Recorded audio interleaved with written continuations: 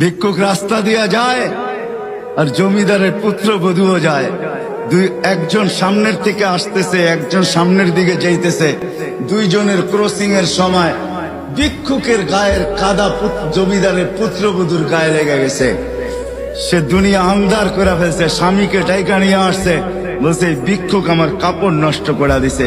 সে শুধু ভিক্ষুক ছিল না, বৃদ্ধ ছিল। বৃদ্ধ ছিল না শুধু, জীর্ণ ছিল, শীর্ণ ছিল।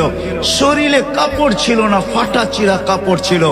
পায়ে জুতা ছিল না, পেটে ভাত ছিল না।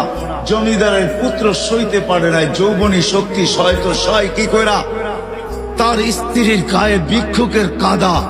বস সমগ্র শক্তিকে হাতে জমা করা, একত্র করা বৃদ্ধের গালে বসায়।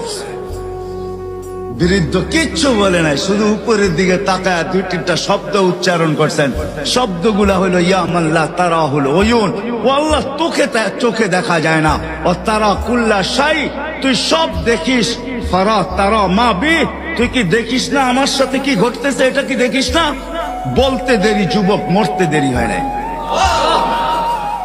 জমিদার চলে আসছে, প্রতিশোধ নিবে। বৃদ্ধের একদিকে মুস্কি হাসি, একদিকে বলতেছে প্রেমের খেলা এমনই হয়। জিজ্ঞাসা করছে কিসের প্রেমের খেলা রে? বলছে ওর প্রেমিকার গায়ে আমার কাদা লাগছে, পায়ের কাদা লাগছে, ও সইতে পারে নাই। যৌবনী শক্তি দিয়ে আমার বৃদ্ধ গালে বসায় দিছে। আমাকেও একজন ভালোবাসে, সেও সইতে পারে না, সেও সইতে পারে না। ও তো থাপ্পড় দিয়া ক্ষান্ত, সে জান নিয়ে নিছে, জান।